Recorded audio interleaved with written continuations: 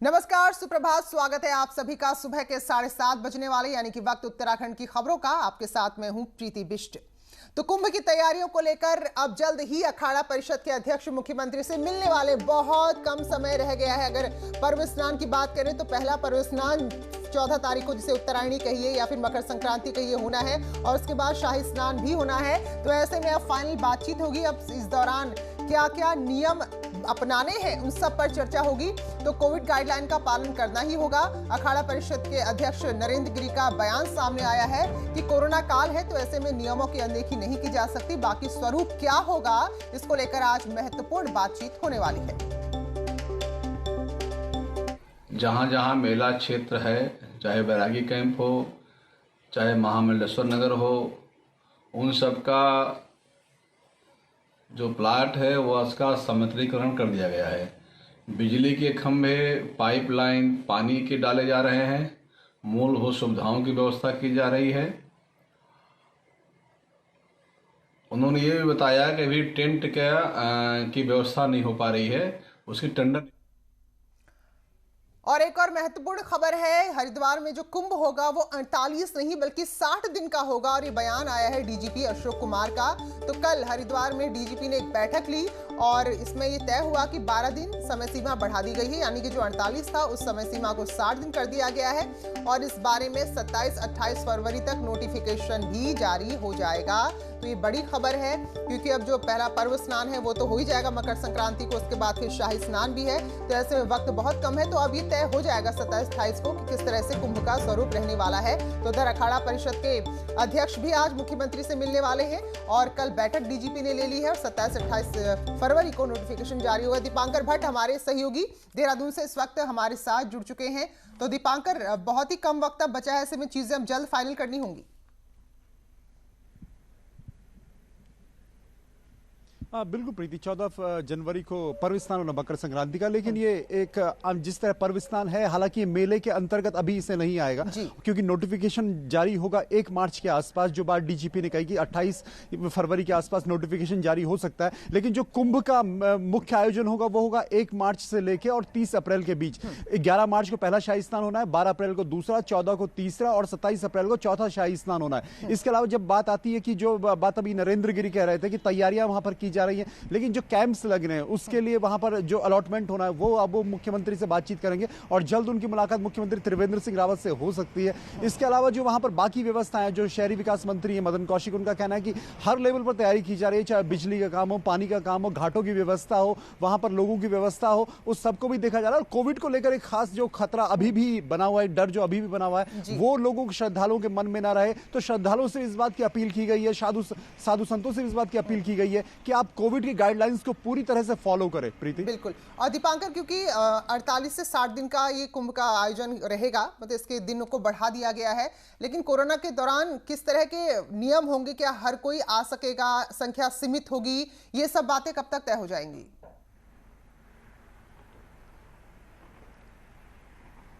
14 जनवरी का जो मकर संक्रांति का स्नान होगा वो पूरी तरीके से हरिद्वार को ओपन रखा गया है। इसमें एक लिटमस टेस्ट के तौर पर इसे सरकार देख रही है कि कितने लोग खुद ब खुद आते हैं। अगर इस स्नान के लिए आते हैं तो उसकी किस तरह की व्यवस्थाएं रहेंगी। और 20 फरवरी वो तारीख है जब अखाड़ा परिषद और सरकार के बीच सबसे अहम बैठक होनी है। और 20 फरवरी की बैठक में तय होगा कि 11 मार्च का स्नान किस स्वरूप में होगा, कितनी भीड़ कुंभ में आएगी, कहां से लोग आएंगे, आने की स्थितियां किस तरह की रहेंगी, ये सब 20 फरवरी को तय होगा। प्रीति जी बिल्कुल। और दीपांकर, क्योंकि अस्थायी और स्थायी ऐसे बहुत सारे निर्माण होते हैं जो कुंभ के दौरान होते हैं, और इससे पहले हमने बड़ा ही दिव्य कुंभ प्रयागराज में देख लिया है और यहां तो ये महाकुंभ होने जा रहा है। तो ऐसे में आज जो मुलाकात है अखाड़ा परिषद के अध्यक्ष की मुख्यमंत्री के साथ, उसमें क्या क्या चर्चा हो सकती है?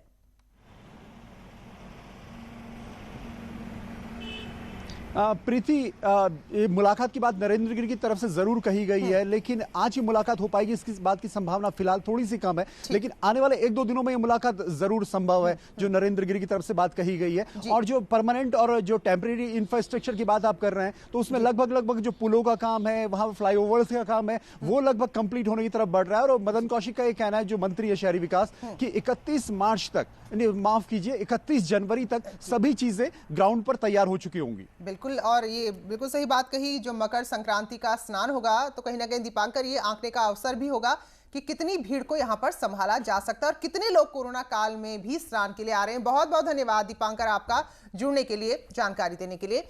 आगे बढ़ेंगे। लोकसभा स्पीकर ओम बिरला उत्तराखंड के दौरे पर हैं। लोकसभा अध्यक्ष ने शुक्रवार की शाम जूना अखाड़े के आचार्य महामंडलेश्वर अवधेशानंद से मुलाकात की है। इस दौरान आश्रम में ही शिव पूजन किया। स्पीकर ने उम्मीद जताई कि कोविड की गाइडलाइंस का पालन करते हुए भव्य कुंभ का आयोजन यहाँ पर किया जाएगा। सतयुग का प्रधान तीर्थ नैमिषारण्य कलयुग के अधिष्ठाता देवता के पास है। विघ्नेश्वराय वरदाय सुभद्राय लंबोदराय सकराय जगन्नाथाय नागाय सावधमानो निवेशन्नामृतमृतं च हिरण्येन सवितारेण देवो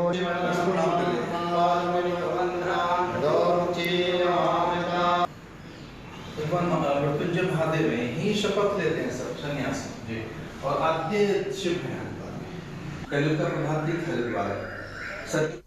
और ऋषिकेश पहुंचे लोकसभा अध्यक्ष, जहां गंगा आरती में शामिल हुए। ओम बिरला त्रिवेणी घाट में पहुंचे और शाम की गंगा आरती में शामिल हुए और सभी की सुख, समृद्धि और सेहत बंद रहने की कामना की।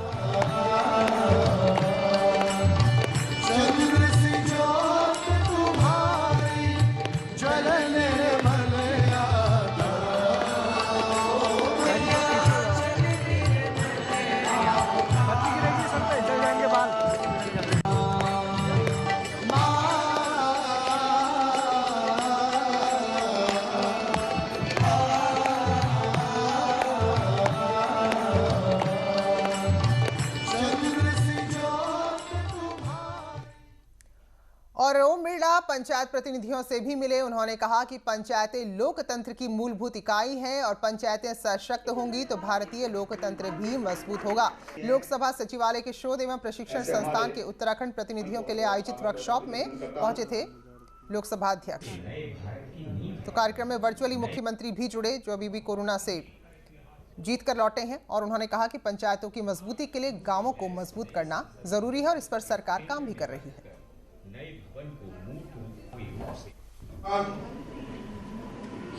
की आत्मा गांव में बसती है। अगर गांव की शासन व्यवस्था मजबूत होगी तो निश्चित रूप से लोकतंत्र सशक्त होगा, मजबूत होगा। और इसको देखते हुए लगातार सरकारों ने कई संविधान में संशोधन किए। उत्तराखंड सरकार ने भी विशेष रूप से व्यापक प्रयास किए। 16,000 के करीब गांव उत्तराखंड में हैं, छोटे बड़े मिलाकर के। इन गांवों में कितने लोग जिनकी आजीविका स्तर चल सकती है, उनके बारे में जरूर हमको विचार करना चाहिए। तो उससे हमारी जो गांव की जो अर्थव्यवस्था है वो मजबूत होगी। हमने रूरल ग्रोथ सेंटर प्रारंभ किए। आज 107 के करीब रूरल ग्रोथ सेंटर हमारे शुरू हुए हैं। चलिए आगे बढ़ते हैं और बाघों की शिफ्टिंग का काम चल रहा है। कॉर्बेट टाइगर रिजर्व से राजाजी टाइगर रिजर्व के वेस्टर्न पार्ट में 5 बाघों को शिफ्ट किया जाना है। तो ये अब दूसरी बार एक बाघ को शिफ्ट किया गया है। इससे पहले एक बाघिन को शिफ्ट किया गया था।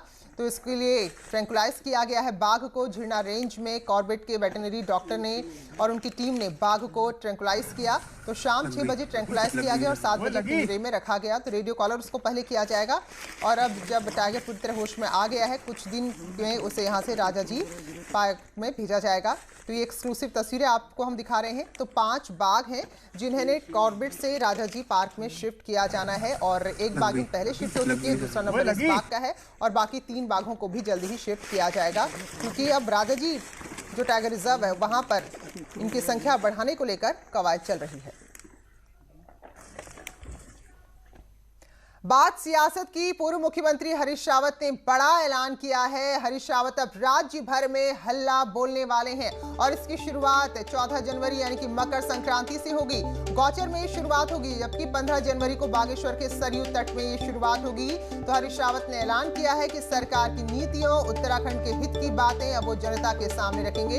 हल्द्वानी पहुंचे थे हरीश रावत। उन्होंने कहा कि उत्तरायणी को नई शुरुआत के लिए शुभ दिन माना जाता है और इसीलिए कांग्रेस भी उस दिन से नई शुरुआत कर रही है। सरकार की जो जन विरोधी नीतियां हैं उस पर जनता को जागरूक करेगी। हमारे बुजुर्गों ने कहा अंग्रेजों भारत छोड़ो। आज आवश्यकता है कि जो धन की शक्तियां हैं, जो पार्श्विक शक्तियां हैं, जिन लोगों ने उत्तराखंड की राजनीति को अपने चंगुल में अपने धन शक्ति से, अपने पैसे की पार्श्विक शक्ति से कब्जे में लिया है, ऐसे लोगों के खिलाफ मुहिम चलाई जाए। और हल्द्वानी पहुंचे कांग्रेस के प्रदेश प्रभारी देवेंद्र यादव को कार्यकर्ताओं से ना मिलना भारी पड़ा। दरअसल नाराज हो गए कार्यकर्ता और उन्होंने प्रभारी से ना मिलने पर अपनी नाराजगी खुलकर जताई। प्रदेश प्रवक्ता दीपक बलिउटिया ने घर पहुंचे राष्ट्रीय महासचिव हरीश रावत से कार्यकर्ताओं ने प्रभारी की शिकायत की। तो ये अमूमन हम देखते हैं कि कोई भी बड़ा आयोजन अगर कांग्रेस करती है तो उस आयोजन में गुटबाजी जरूर आती है और ऐसा एक बार फिर से हुआ। हालांकि कार्यकर्ताओं की नाराजगी के बीच हरीश रावत उनको मनाने की कोशिश करते रहे। तो ये तस्वीरें देखिए, जो ये नाराजगी है, जो शिकायतें हैं अपने ही प्रदेश प्रभारी को लेकर है कार्यकर्ताओं में। कहाँ सुन रहे होते तो इतना आक्रोश थोड़ा होता कार्यकर्ताओं में। जब प्रभारी जी को कहा गया वो सर्किट हाउस में मिलेंगे तो उनको वेट करना चाहिए। जब 8 बजे हम पहुंच गए, उसके बाद उन्होंने कहा बल्लूटिया जी के वहाँ पहुंच गए, यहाँ आए तो यहाँ से भी चले गए। मतलब ये कार्यकर्ताओं को गुमराह क्यों किया जा रहा है? दरअसल यही सबसे बड़ी कमी कांग्रेस के अंदर है, कार्यकर्ताओं तक नहीं जुड़ पाने की। कुमाऊं के बाद देहरादून में कांग्रेस की गढ़वाल मंडल की बैठक होगी। 2017 के चुनाव में हरिद्वार छोड़ गढ़वाल मंडल के 6 जिलों में कांग्रेस के सिर्फ 3 विधायक जीते और उसी गढ़वाल मंडल के नेताओं की बैठक शनिवार को आज देहरादून में है, जहां ब्लॉक से लेकर बूथ तक कांग्रेस की जमीन बचाने की रणनीति तय होगी। तो गढ़वाल की 41 सीटें हैं और इन सीटों पर जीत का मंत्र क्या होगा, इस पर ही मंथन किया जाएगा। तो आपको बता दें कि अगर हम प्रीतम सिंह को छोड़ दें गढ़वाल में, जो पार्टी के इस वक्त अध्यक्ष भी हैं राज्य में, तो बाकी कोई बड़ा चेहरा कांग्रेस का नजर नहीं आता। संघर्ष और संगठन साथ साथ चलेगा, उसके लिए हमारी पार्टी काम कर रही है, हमारे नेता काम कर रहे हैं, प्रभारी एक के बाद एक लगातार दौरे कर रहे हैं, प्रदेश अध्यक्ष लगातार भाग रहे हैं, हमारे पार्टी के जितने सीनियर लीडर्स हैं वो लगातार प्रयास कर रहे हैं। तो केवल गढ़वाल का सवाल नहीं है, हमारे बूथ लेवल पे मीटिंग ले रहे हैं और हर बूथ पे मॉनिटरिंग कर रहे हैं और माननीय प्रदेश अध्यक्ष जी भी हमारे बूथ लेवल पे एक एक कार्यकर्ता से बात कर रहे हैं और हमें मिशन 2022 के लिए हम लोग मजबूती से लगे हैं कि 2022 में हमारी सरकार आए। ब्रिज एंड रूफ कंपनी में कमरकार कल्याण बोर्ड को 2 करोड़ रुपए भी कल वापस कर दिए। इससे पहले दिसंबर में कंपनी ने 20 करोड़ में से 18 करोड़ रुपए वापस किए थे, लेकिन तब कंपनी ने कहा था कि 2 करोड़ डीपीआर और अन्य प्रशासनिक काम में खर्च हो गए। लेकिन कर्मकार बोर्ड ने बाकी के 2 करोड़ देने के लिए भी कहा था और पैसे वापस नहीं देने पर कार्रवाई की बात थी। तो ऐसे में सरकार के सख्त रुख को देखते हुए कंपनी ने 2 करोड़ भी लौटा दिए हैं। तो ब्रिज एंड रूफ कंपनी को कोटद्वार में अस्पताल बनाने की जिम्मेदारी दी गई थी, जिसमें वित्तीय गड़बड़ी पाई गई, जिससे वो जिम्मेदारी ले ली गई और जो भी पैसे उसे दिए थे वो वापस मांगे गए थे। और अब कोरोना अपडेट आपको देते हैं। तो कल शुक्रवार को राज्य में 269 नए मामले सामने आए हैं, जबकि 7 लोगों की कोरोना की वजह से मौत हो गई है और इस तरह से राज्य में कोरोना का जो कुल आंकड़ा है वो 1 लाख की तरफ बढ़ रहा है और 93,000 हो गया है और वहीं एक्टिव केस घटकर 3,100 रह गए हैं। जो अच्छी खबर है, देहरादून में एक बार फिर सबसे ज्यादा 90 मामले सामने आए, जबकि 58 की संख्या के साथ नैनीताल दूसरे नंबर पर फिर से आया है। और वहीं देहरादून में कौवों के मरने का सिलसिला जारी है। शहर के अलग अलग इलाकों में 10 मरे हुए कौवे मिले हैं, जिससे चिंता बढ़ गई है। वन विभाग और वेटनरी विभाग को लगातार कॉल्स आ रही हैं, क्योंकि बर्ड फ्लू की दस्तक के साथ ही जिस तरह से कौवों के मरने का सिलसिला जारी है, तो लोग डरे हुए हैं कि कहीं कोरोना काल में एक नई आफत ना आ जाए। तो ऐसे में कहीं भी कोई पक्षी मरा हुआ दिख रहा है तो उसकी जानकारी तुरंत दी जा रही है। और कोटद्वार में भी कल कुछ कौवे मरे हुए पाए गए। देवी रोड में लगे सीतापुर इलाके में कई कौवों के मरे मिलने से इलाके के लोग डर गए और इसके बाद बर्ड फ्लू की आशंका की चलते लोगों ने अपनी अपनी ओर से एहतियात बरता है। तो पशुपालन विभाग और वन विभाग को यहां जानकारी दी गई, टीम मौके पर पहुंची है। तो फिलहाल जो ये मरे हुए पक्षी हैं, जो कौवे हैं, इनके सैंपल जाँच के लिए भेजे जाएंगे। उसके बाद ही पुष्टि होगी कि क्या इनकी मौत की वजह बर्ड फ्लू है या फिर कुछ और। ये तो जो कौवा प्रजाति के वो पक्षी हैं, इनका यहाँ पे ये मृत पाए गए हैं। तो एहतियात के तौर पे और इसका जो है विधिवत परीक्षण कराया जाना जरूरी है। इसके लिए वेटरनरी ऑफिसर, फॉरेस्ट डिपार्टमेंट और रेवेन्यू डिपार्टमेंट तीनों को बता भी दिया गया। और उधर पिथौरागढ़ में पशुपालन विभाग भी बर्ड फ्लू संक्रमण से निपटने की तैयारियों में जुटा है। पशुपालन विभाग ने इसके लिए 11 रैपिड एक्शन टीमें बाकायदा बना दी हैं। साथ ही जो मुर्गियां बाहर से आ रही उनकी जांच भी हो रही है। तो विभाग का कहना है कि अभी तक जिले में बर्ड फ्लू का कोई मामला सामने नहीं आया, लेकिन उसके बावजूद सतर्कता बढ़ती जा रही है। ये कह रखा है कि कहीं कोई पक्षी मृत पाया जाता है, अगर वाइल्ड पक्षी है तो उसको फॉरेस्ट डिपार्टमेंट से कंट्रोल पे लैब जो है हमारी भोपाल में है इसकी चेकिंग की, तो हम भोपाल सैंपल भेज। उधर देहरादून में GMVN मुख्यालय में बैठक हुई, जिसमें मसूरी स्थित 6 एकड़ जमीन बेचने के प्रस्ताव को रद्द किया गया और इस जमीन पर हट्स बनाने समेत 13 प्रस्तावों को गढ़वाल मंडल विकास निगम बोर्ड की बैठक में मुहर लग गई है। बोर्ड बैठक में 13 प्रस्ताव रखे गए, जिसमें मेजर फोकस किया गया है GMVN की आय बढ़ाने पर और कर्मचारियों के वेतन भत्तों को लेकर भी इस बैठक में चर्चा हुई। देहरादून में खनन घोटाले में गढ़वाल मंडल विकास निगम ने 7 साल बाद मुकदमा दर्ज कराया है। GMVN के तत्कालीन महाप्रबंधक राहुल शर्मा पर GMVN में तैनात प्रदीप नेगी की तरफ से आई शिकायत के बाद विकास नगर थाने में धारा 420 के तहत मुकदमा दर्ज हुआ है। आरोपी राहुल शर्मा 2014 में महाप्रबंधक निर्माण खनन के पद पर तैनात थे और इस तैनाती के दौरान राहुल शर्मा पर करीब 9.5 करोड़ रुपए के गबन के साथ ही निगम से धोखाधड़ी के आरोप लगे। तो अब 7 साल बाद इस मामले में मुकदमा दर्ज हुआ है। गंभीर प्रकरण था, इसी कारण से हम लोगों ने भी इसे सिंसियरिटी से पूरा डील किया है और दूसरे एम्प्लॉयज़ के लिए भी एक किस्म का सबक है कि फाइनेंशियल मैटर्स में पूरी तरीके से अपनी सत्यनिष्ठा और उसको बनाए रखें। जब विभाग द्वारा जांच की गई तो जो तत्कालीन महाप्रबंधक वहाँ पर थे, उनके द्वारा इसमें अनियमितता किया जाना और रॉयल्टी जमा किए बिना रमन ने जारी करना ये पाया गया। तो विभागीय जाँच के आधार पर इसमें तत्कालीन महाप्रबंधक के खिलाफ सुसंगत धाराओं में अभियोग विकासनगर थाने में पंजीकृत किया गया। स्वागत है। ब्रेक के बाद एक कहावत है, नेकी कर दरिया में डाल, यानी कि नेकी करो लेकिन उसके बदले आपको क्या मिले ये उम्मीद कभी ना करो। लेकिन आपको एक ऐसी हम रिपोर्ट दिखाने जा रहे हैं जिसमें देहरादून के कांस्टेबल पद पर तैनात मनीष पंत की जिंदगी ही बदल गई। कोरोना महामारी के दौरान उत्तराखंड पुलिस ने मिसाल कायम की, तो अब पुलिस द्वारा किए गए कार्यों का फल मिलने जा रहा है।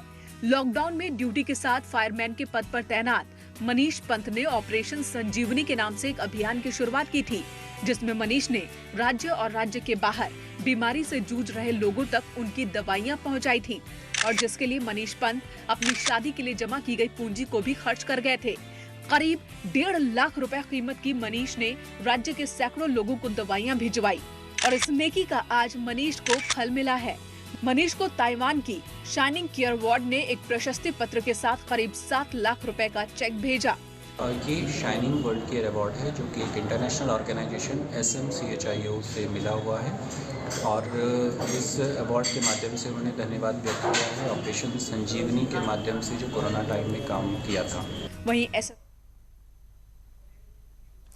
और बड़ी खबर देहरादून से आ रही, जहां ग्राफिक एरा डीम्ड यूनिवर्सिटी ने DNA एनालिसिस के जरिए टाइफाइड बुखार का सटीक पता लगाने के लिए नई तकनीक का पेटेंट करा लिया है। ग्राफिक एरा डीम्ड यूनिवर्सिटी के लाइफ साइंस से जुड़े अनुसंधानकर्ताओं ने, जो भी इनकी रिसर्च की टीम थी, उन्होंने ये नई टेक्नोलॉजी खोजी है। दरअसल टाइफाइड का पता विडाल टेस्ट के माध्यम से लगाया जाता है, लेकिन इसके नतीजे में कई बार गलतियों की गुंजाइश रह जाती है। तो शोधकर्ताओं का दावा है कि DNA के जरिए टाइफाइड का बिल्कुल सटीक पता लगेगा, यानी कि जो भी रिपोर्ट आएगी वो बिल्कुल 100% सटीक होगी। इस प्रयोग के पेटेंट के लिए 2014 में ही एप्लीकेशन दी गई थी और अब जाकर इसका पेटेंट मिल गया है।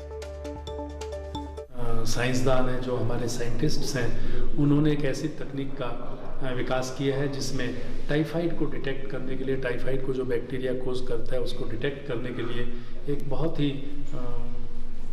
सस्ता और विश्वसनीय एक तकनीक उन्होंने इजाद की है। एक महत्वपूर्ण क्षण है जहां हम